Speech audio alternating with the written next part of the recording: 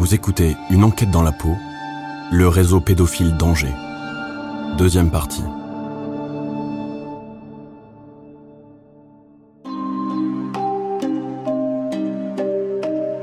L'équipe de Fabienne Lopéo commence à auditionner les enfants. On a eu tout un défilé d'enfants.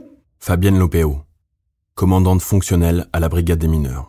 Et au fur et à mesure que l'enquête avançait, au fur et à mesure, nous avions d'autres noms.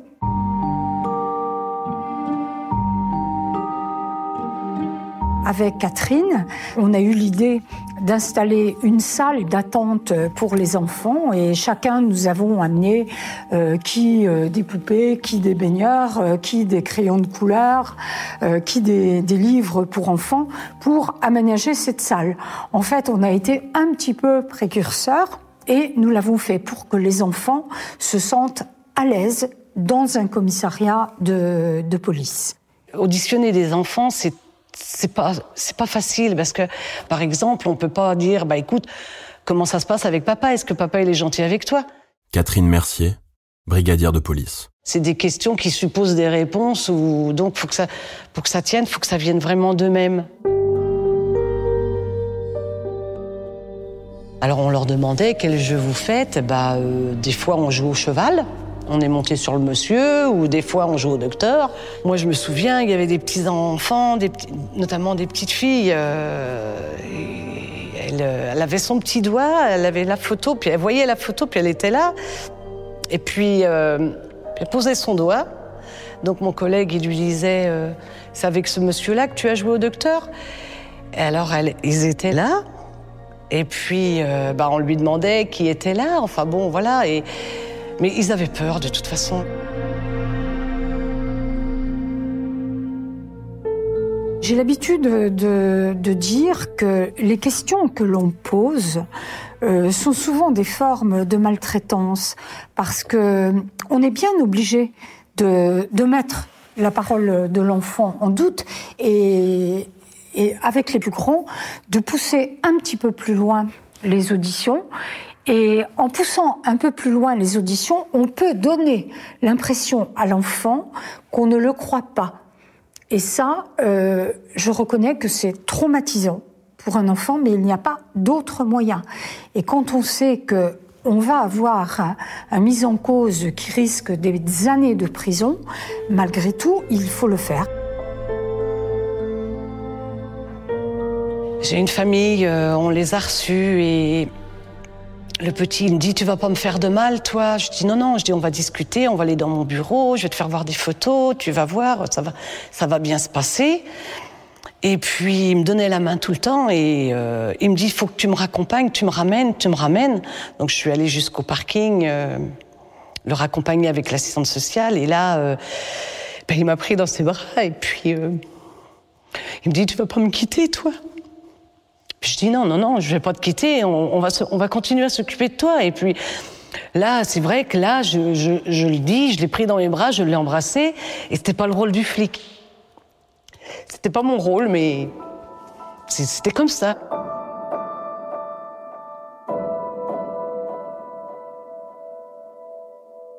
C'était de plus en plus difficile parce que on savait pas où ça allait s'arrêter.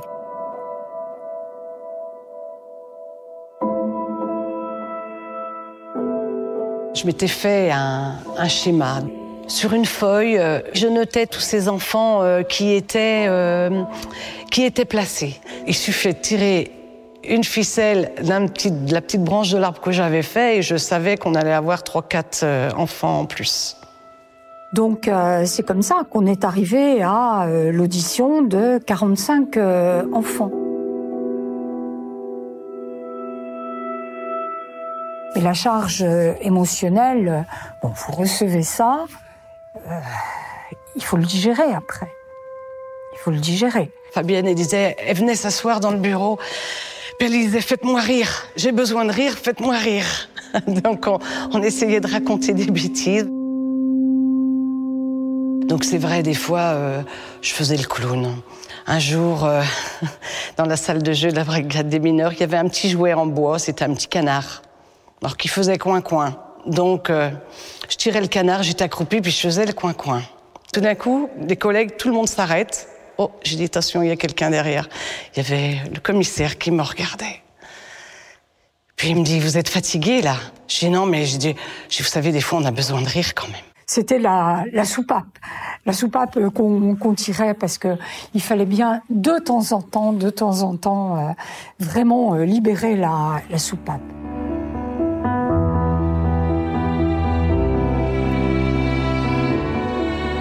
L'audition de Marine marquera la brigade des mineurs.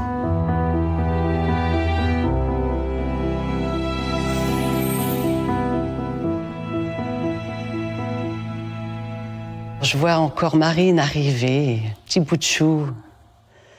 Enfin bon, j'ai beaucoup de mal à en parler. Et je vois encore ce petit bout de fille, mais rayonnante, le sourire, toute contente avec sa petite frange, ses grands yeux bleus.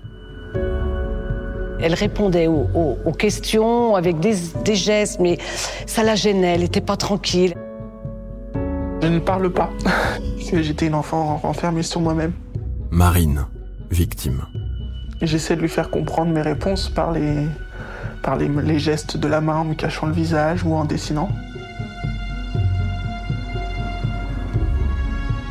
Je lui avais donné un crayon, elle m'a fait un dessin. C'était une maison, alors j'avais mis plusieurs couleurs. Elle avait pris un crayon noir et puis une espèce de maison avec des... Enfin, il n'y avait pas de fenêtre, il n'y avait pas de cheminée. C'était le seul moyen que j'avais pour pouvoir exprimer les choses sans que ça sorte de ma bouche. Donc au moins, comme j'avais pas parlé, j'avais pas de risque derrière de représailles. On parlait pas, on montrait.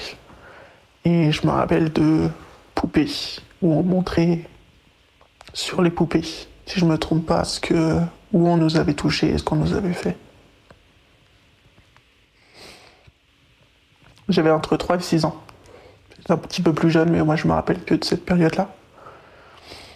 J'étais une enfant détruite, qui n'avait plus de corps à elle-même.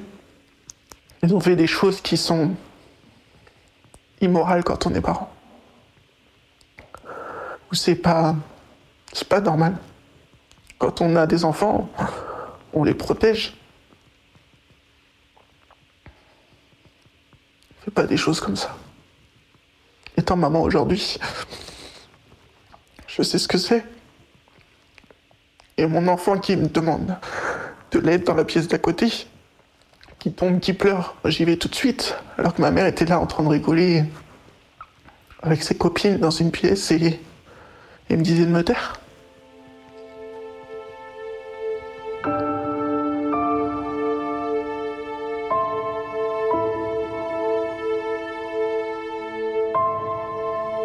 Le mot victime n'est pas le mot approprié, je dirais une martyre. Quand on pense qu'elle a été abusée par plus de 35 hommes, par son père, par sa mère, par ses 2 grands-pères, par les copains du père, par d'autres membres de la famille, on se dit mais c'est pas possible. Alors évidemment, il y a toutes les autres victimes et on se dit là-dedans, il y a un martyr et c'est elle.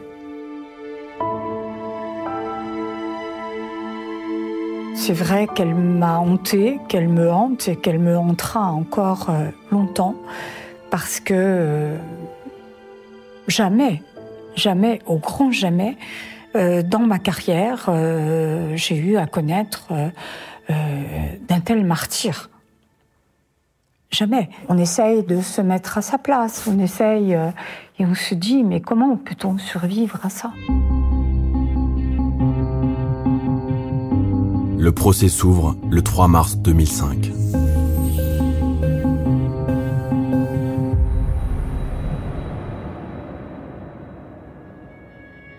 En 2005, on arrive au procès avec 66 personnes accusées et 45 enfants victimes. Le dossier de pédophilie d'Angers, c'est le plus grand procès de toute l'histoire criminelle française. Maître Pascal Rouillet, avocat de 5 accusés. Il n'y a jamais eu, je parle de procès criminel, devant une cour d'assises, en un seul temps, autant d'accusés dans le box et autant de victimes sur le banc des parties civiles.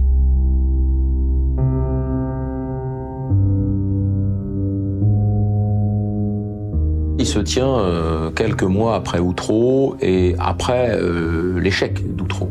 Je crois qu'à cette époque-là, la société globalement prend conscience de ce que c'est qu'une erreur judiciaire collective et la justice ne veut pas que ça recommence et va donc se doter de tous les moyens utiles pour éviter un nouvel Outreau et pour faire d'Angers un anti-Outreau. C'est un procès qui a coûté très très cher. Je crois qu'on parle de 7 millions d'euros. Donc c'est énorme, qui a nécessité d'ailleurs la création d'une salle spéciale. On était dans un cirque incroyable, une arène judiciaire qui a réuni des dizaines et des dizaines, sans doute au total, plusieurs centaines d'acteurs pour finalement une décision au bout de 5 mois. C'est énorme, 5 mois d'audience, 5 mois de débat, tous les après-midi auxquels il a fallu assister.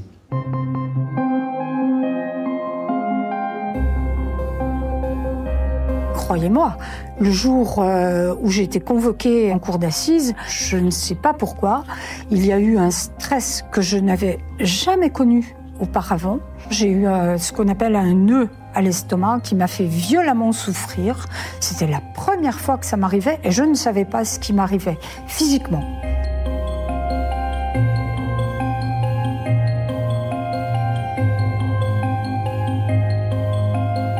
Une fois dans l'arène, c'était oppressant parce que d'abord il faisait très très chaud. Physiquement c'était lourd et puis c'est un moment important. Vous vous dites voilà, j'ai tout fait pour que ces gens-là soient condamnés. Nous y sommes. Maintenant à la justice de juger. À l'époque où Fabienne Lopéo arrive à la barre, c'est un expert qui arrive. Et c'est un expert qui va vous accabler. Et ça c'est assez terrible. C'est assez terrible parce que je crois que immédiatement, l'ensemble des jurés a eu pour cette femme un respect profond. Donc on avait quelqu'un qui était un témoin privilégié de l'enquête, qui était un expert de la délinquance sexuelle, qui était un chef de service accompli, doté d'une expérience incontestable. Voilà ce qui s'est passé, voilà ce que nous avons dû affronter. Je craignais des acquittements, je craignais une enquête mal faite, des accusations qui ne tiennent pas, etc., etc. C'était ça, l'enjeu.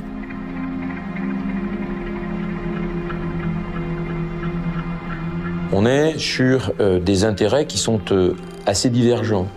Moi, je suis là précisément pour protéger ceux qui sont dans le box et remettre en question tout ce qui peut servir la défense. Et dans les éléments de contestation, pour moi, le temps de l'enquête a été un temps pendant lequel on a laissé faire un certain nombre de choses. Je ne dis pas qu'on a voulu que les choses se fassent, mais chaque jour d'enquête supplémentaire était un jour où on a laissé ces hommes et ces femmes agir. Et là, on est sur un point de rupture, et je le sais.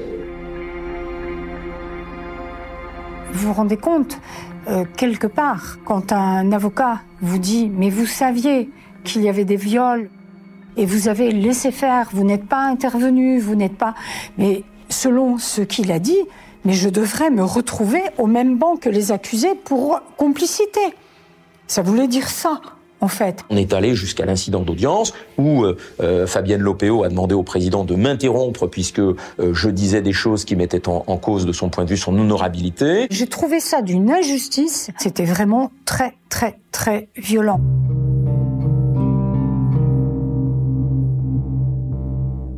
De toute façon, ce procès a été globalement d'une hostilité folle. Il faut comprendre que nous, les avocats qui sommes en défense, on est aux côtés de ceux qui sont accusés du pire. Quand vous voyez ces enfants à la barre venir pleurer, les jurés détournent le regard pour regarder les auteurs, ceux qui sont accusés de ces faits-là. Et nous sommes à côté, c'est-à-dire qu'ils nous regardent en même temps. Et du coup, il y avait quand même presque physiquement des blocs. Il y avait presque le bloc des salopards. Les magistrats ont été choqués, comme tout le monde, parce que Personne dans les magistrats n'avait travaillé sur un tel réseau. Ils ont pris de plein fouet les horreurs comme nous les avons pris, les avocats pareil. Vous preniez en plein visage, toutes les heures, pendant plusieurs semaines et plusieurs mois, le visage à l'écran de ces enfants, mais à l'instant même où ils parlaient, où physiquement, quelques-uns sont venus pour dire, quasiment avec leur peluche à la main, ce qu'ils avaient vécu. Et on avait des scellés, et on avait des pyjamas avec un trou au niveau anal pour faciliter les abus. Et ça, quand vous les voyez, quand vous les avez quasiment en main, et qu'on les exhibe devant vous comme on les exhibe devant les juges, alors là, effectivement, c'est compliqué. Effectivement, c'est compliqué. J'ai décidé d'y aller quand il parlait de moi, pour savoir à peu près ce que l'avocat pouvait dire en mon nom. Marine, victime.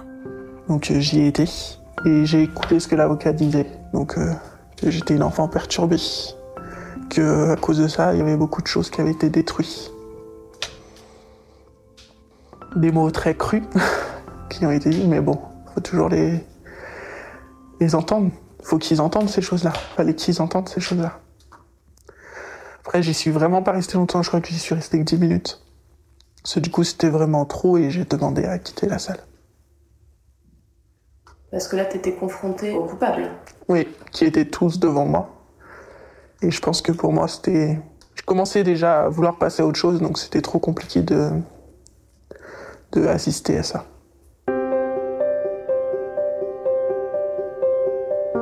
Après 5 mois de procès, le verdict tombe.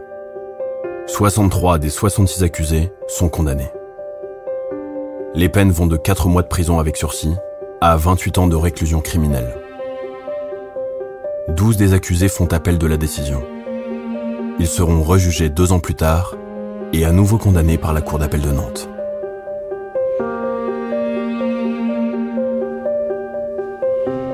Et ce procès, quelque part, est exemplaire, malgré tout. Je me suis dit, là, notre travail a été reconnu et les enfants sont pas lavés, mais ça va les aider. Comment tu as vécu, toi, le verdict ? Très mal. Très mal parce que je pense que les personnes qui font autant de mal à autant d'enfants ne devraient jamais sortir de prison. C'est pas une vie qu'ils ont détruite, c'est 45 vies. Peu importe ce qu'a vécu n'importe quel enfant, à partir du moment où il y a eu un acte, c'est détruire une vie. Donc faire autant de choses à autant d'enfants, pour moi, ça devrait être puni à vie. C'est trop facile de sortir au bout de 15 ans, 8 ans, 16 ans. Mais nous, on l'a toujours en tête, on l'aura toujours. On aura toujours ces souvenirs.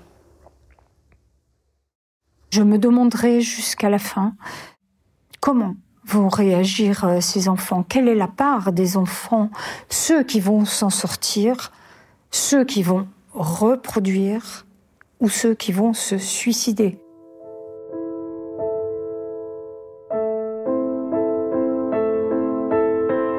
Plusieurs années après, Fabienne Lopéo recevra une réponse à ces questions.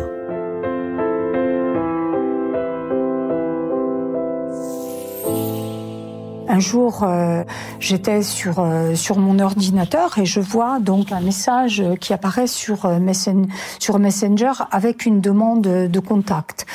Un nom que je ne connaissais pas. Et je vois, si vous êtes Madame Lopéo d'Angers, si c'est vous qui m'avez sauvé la vie, alors appelez-moi, contactez-moi. J'étais vraiment intriguée par ce message parce que le nom ne me disait rien. Donc quand j'ai vu ça, j'ai accepté et au bout, c'était Marine. Elle m'a sauvé la vie. Je pensais à elle très très souvent, voire toutes les semaines, presque tous les jours. En grandissant, j'ai toujours voulu la remercier de ce qu'elle a pu faire, des mots qu'elle avait eus en étant enfant qui m'ont rassuré. C'est la première personne, on va dire, en qui j'ai eu confiance. Et pour moi, ça c'est... Avoir confiance en quelqu'un, c'est quelque chose de très très rare. Je dois dire que le jour où elle m'a rappelé, en fin d'année dernière, c'était une charge émotionnelle époustouflante. La question que je me posais, que veut-elle? Que vient-elle chercher? Je suis arrivée dans cet état d'esprit à la rencontre à son domicile. Je voulais lui montrer que j'étais quand même quelqu'un qui avait grandi, qui avait avancé, et qu'aujourd'hui, malgré tout ça, j'étais resté quelqu'un de forte et que je pouvais m'en sortir.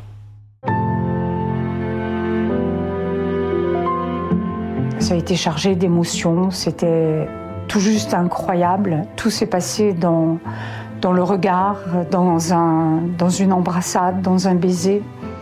Et le fait d'être chez elle, pour moi, c'était capital. C'est un endroit de paix où tout est lumineux. J'ai été frappée par la couleur des meubles, par la luminosité de l'appartement et par ce qui s'en dégage. Son petit garçon était là. Il y avait de la vie dans la maison, du respect dans la maison, de la nourriture dans la maison, chose dont elle avait été privée en étant plus jeune. Et pour moi, ça a été un moment d'émotion que je n'oublierai pas. Je suis fier de moi, très très fier. Fier de la personne que je suis devenue. Fier de prouver à toutes ces personnes qui disaient que en vivant tout ça, on ne pouvait pas s'en sortir, on m'a dit aussi que je risquais de reproduire. Enfin, c'est pas je risquais, c'est que à 73%, apparemment, les enfants reproduisent. Et que je serais dans ces 73%. On m'a conseillé de ne pas garder mon enfant parce qu'il y avait des risques que je reproduise. On m'a aussi dit que j'étais pas capable. Pour moi, c'était pas entendable. Et je leur ai prouvé. Je leur ai prouvé que je pouvais avoir mon enfant, qu'il pouvait être heureux. La preuve est là aujourd'hui. Et que je pouvais m'en sortir, que je pouvais travailler, que je pouvais avoir des diplômes. Et que c'est pas mon enfance qui allait décider de ce que j'allais devenir. J'ai voulu me battre. Et j'ai réussi. Et c'est pas fini.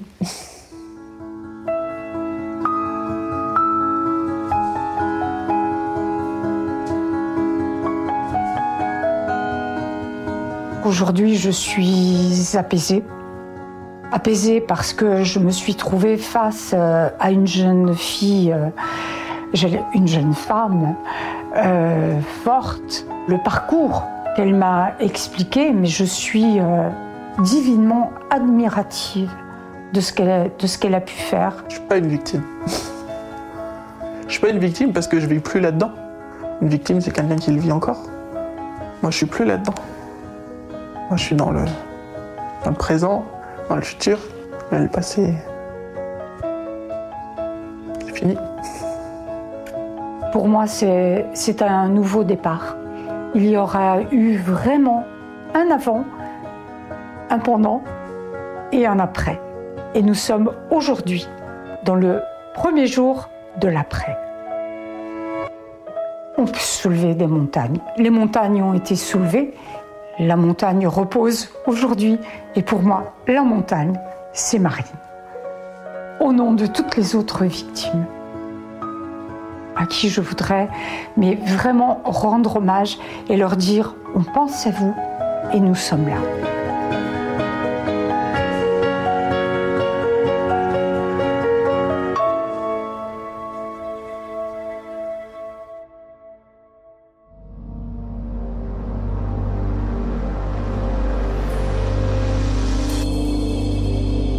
Vous venez d'écouter Une enquête dans la peau. Si vous avez aimé ce podcast, vous pouvez vous abonner sur votre plateforme de podcast préférée et suivre Initial Studio sur les réseaux sociaux. Une enquête dans la peau est un podcast coproduit par Initial Studio, Caméra Subjective et les films du 8e jour, adapté de la série documentaire audiovisuelle L'enquête de ma vie, produite par Caméra Subjective et les films du 8e jour, avec la participation de Planète Plus Crime Investigation, sur une idée originale de Sarah Lebas. Cet épisode a été écrit par Clémentine Arnaud et réalisé par Clémentine Arnaud et Benjamin Malherbe.